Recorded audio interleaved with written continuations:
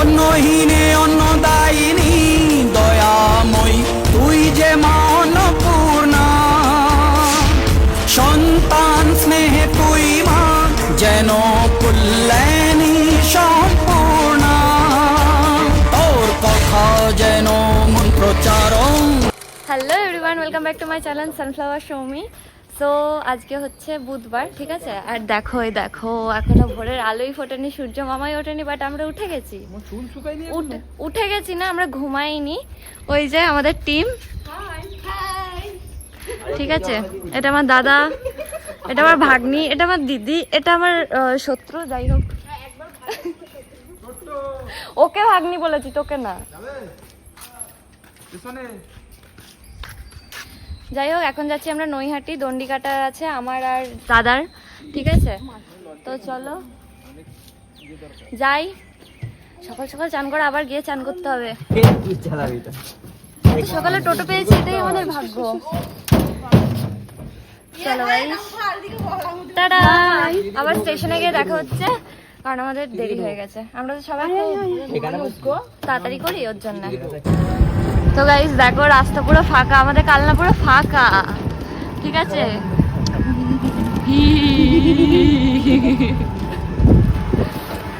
চলো যাই। ভালো মুখে না, বল মুখে মুখে। এখন আমরা চলে এসেছি স্টেশনে, ঠিক আছে? এই যে আমাদের অম্বিকা কালনা।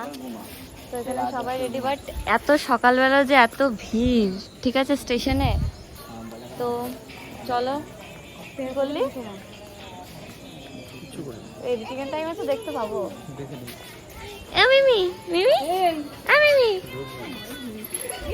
যাই হোক চলো, দেন আবার দেখা হচ্ছে। ট্রেনে উঠি, আবার ব্যান্ডেল থেকে ট্রেন চেঞ্জ করতে হবে।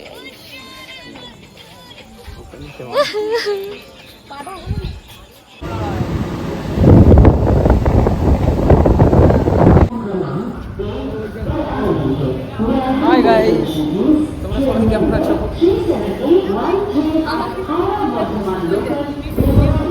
নতুন ব্লগার।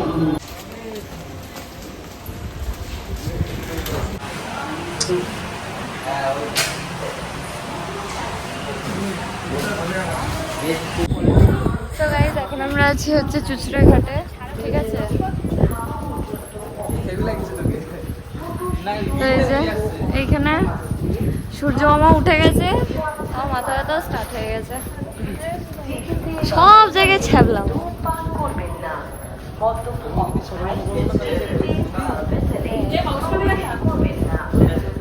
তো চলো যাই, বাট ওয়েদারটা খুব সুন্দর, বাট এরপর রাস্তা দিয়ে আগুন উঠবে। সূর্য মামার নামও একটু ট্রেন কিন্তু ছেড়ে দিয়েছে, ঠিক আছে? আর ওই খেপাটা বলছে এখানে মায়াপুরের মন্দির কেন দেখা যাচ্ছে না, ও চুচুড়াঘাটে মায়াপুর মন্দির খুঁজছে।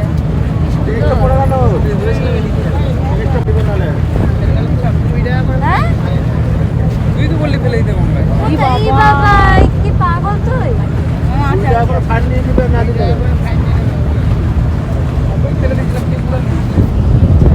যাই হোক, ওই যে বড়মার মন্দির চলে এসছে, ঘাট চলে এসছে। আধা খেলা ছেলে, মন্দির নিজেই পড়ে যাবে, বুঝতে পারবে না। বলছে আমাকে গিয়ে, আরে আমি বললাম সবাইকে একটা করে দিয়ে দে, আমি একবারও বলি। বাট গাইজ ভিউজটা আমার সেই লাগছে, কিন্তু সূর্য মামা গো, মা নামো, একটু নামো।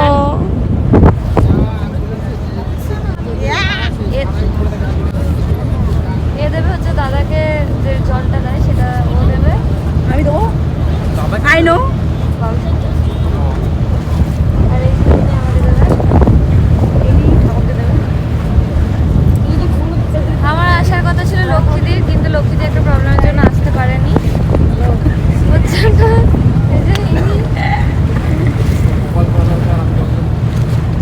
বলো তোর কপাল করে দরকার, আমি তোকে বলেছি, মেঘাকে বলেছি। গাইস ব্রিজটা দেখো। ফাইনালি আমরা নৈহাটি পৌঁছে গেছি, আর এই যে আমাদের ফেমাস হচ্ছে রেস্টুরেন্ট, দণ্ডি কাটবো আমরা। না কেন কি করতে? সেলসম্যান না না গামছা কিনবো। ওখানে সব রেখে টেকে আসবো। ফাইনালি চলে এসছে। আজকে ভিড় কেমন হবে গো? আজকে ফাঁকা ওদের রন্ডি ঘাটতে ঘাটতে রেই যাচ্ছে।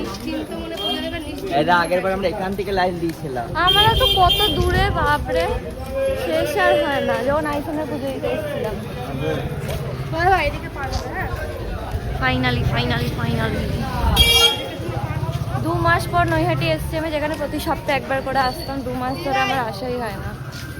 চলো এই যে খড়ি নিয়ে নিয়েছি, গামছা নিয়ে নিয়েছি। আমি যেহেতু গামছা আনি আর ওখানে দিদিরা পুজো হচ্ছে, তারপর আমরা যাবো হচ্ছে। আজকে মন্দির একদম ফাঁকা, প্রচণ্ড মানে গুড লাক আমাদের। তো চলো যাই এবার, মন্দিরটা তাড়াতাড়ি কেটে নিই, দেন বাড়ি যেতে হবে আবার। আর কি বলবো, শরীরের অবস্থা পুরো খারাপ। বড় মা পাশে আছে, হয়ে যাবে জয় বড় মা।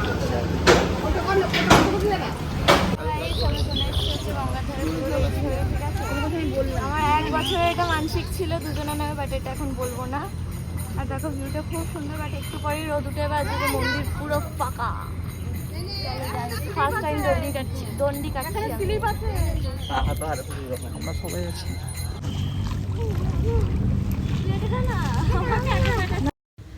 সো গাইস, তোমরা তো দেখলেই যে আমরা দণ্ডি কাটার জন্য জলে নেমে গেছি, বাট ওখানে আমি একদমই ভয়েস দিতে পারিনি।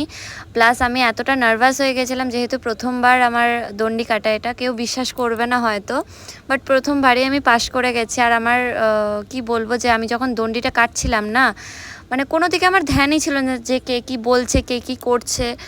আমি জাস্ট এক মনে দণ্ডি কেটে গেছি। আর প্রচণ্ড শ্বাসকষ্ট হচ্ছিলো, যেহেতু আমার প্রবলেমটা আছে যে অতবার ওপর নিচ করা আমার একদমই অভ্যাস নেই, বা আমি নিতে পারি না অতটা।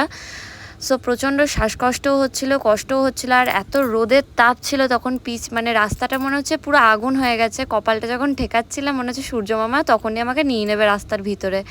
যাই হোক, খুব ভালোভাবে দণ্ডিটা কেটে নিয়েছি। আমি দাদা দুজনাই ছিলাম। প্রথমে তো দাদা ফার্স্টে এগিয়ে গিয়েছিল, আমি তখন প্রচণ্ড পিছিয়ে পড়েছিলাম। কিন্তু তারপরে আমি এগিয়ে গিয়েছিলাম, কি জানি না কোন কনফিডেন্স লেভেল চলে এসেছিলো, বাট আমি এগিয়ে গিয়েছিলাম। আর একটা কথা যেটা আমি ভিডিওতে অ্যাড করিনি, ওই ক্লিপটা, বড়মার মন্দির বা শ্যামসুন্দরী মায়ের মন্দিরে এরকম যে ভাইরাল ঠাকুরের স্থানগুলো আছে, সেগুলোতে এত বাজেভাবে ব্যবসা করা হয়, এত মিষ্টিভাবে কথা প্রথমে বলা হয়, তারপর এত খারাপ বিহেভিয়ার করা হয়। আর কিচ্ছু বলার নেই। এবারে গিয়ে আমরা বুঝতে পারলাম, আমি অনেকবার গিয়ে বুঝতে পেরেছি, বাট আমি অতটা কেয়ার করিনি। কিন্তু এবার আমি প্রচণ্ড খারাপ এক্সপিরিয়েন্স হয়েছে আমার। মানে এতটা কষ্ট করার পরও যে ওদের কাছ থেকে এরকম বিহেভিয়ার পেতে হবে, বা মন্দিরে ঢোকার সময় এরকমটা আমাকে ফেস করতে হবে, আমি সেটা কোনোদিনই ভাবিনি। যাই হোক, ওসব বাদ দিয়ে বড় মার কৃপায় আমি খুব ভালোভাবে, আমি দাদা দুজনাই খুব ভালোভাবে পৌঁছে গিয়েছিলাম মায়ের কাছে। কিন্তু ভীষণ কষ্ট হয়েছিল। তারপর তো কিছু খেতেও পারিনি 2 দিন ধরে। এত হাত পায়ে ব্যথা। আমি 2 দিন পর ভয়েস ওভার করছি, কোনো শক্তিই ছিল না ভয়েস ওভারটা করার। আর এখানে রূপসা আমাকে জল দিচ্ছিল। এখানে লক্ষ্মীদির জলটা দেওয়ার কথা ছিল, বাট ওর একটা প্রবলেমের জন্য ও যেতে পারেনি। তোমাদের তো আগেই বললাম, বাট ও খুব, মানে আমি আর দাদা অনেকটা পিছনের সামনে ছিলাম। ও সে দৌড়ে দৌড়ে একবার আমাকে জল দিচ্ছে, একবার ওকে জল দিচ্ছে। বাট বিশ্বাস করো, আমার কোনো হুঁশজ্ঞানই ছিল না যে আমাকে কে কী করছে, কে কী জল দিচ্ছে, কোথায় আমি যাচ্ছি। আমার শুধু একটা ইন্টেনশন ছিল যে আমি ভালোভাবে মায়ের মন্দিরে যাব, পুজো দেব। আর মন্দিরে তো বড় একটা ঝামেলা হলেই বললাম। আর লাস্ট পর্যন্ত মায়ের এই দর্শনটা পেয়ে সব, বিশ্বাস করো, কোনো ক্লান্তি বা কোনো কষ্ট কিচ্ছু আমার দেখা দেয়নি। খুব ভালোভাবে আমি কাটিয়েছি। আমার জানি না ক্যামেরা নড়ছে কিনা, ঠিক আছে, কিন্তু শক্তি একদমই না। এখনো জামা চেঞ্জ করে নি, পোশাক খেয়ে জাস্ট খেতে এলাম। ঠিক আছে রে, যার বলে না যার জন্য করে ছুরি, সেই বলে যে ওরকম ভালো হয়েছে।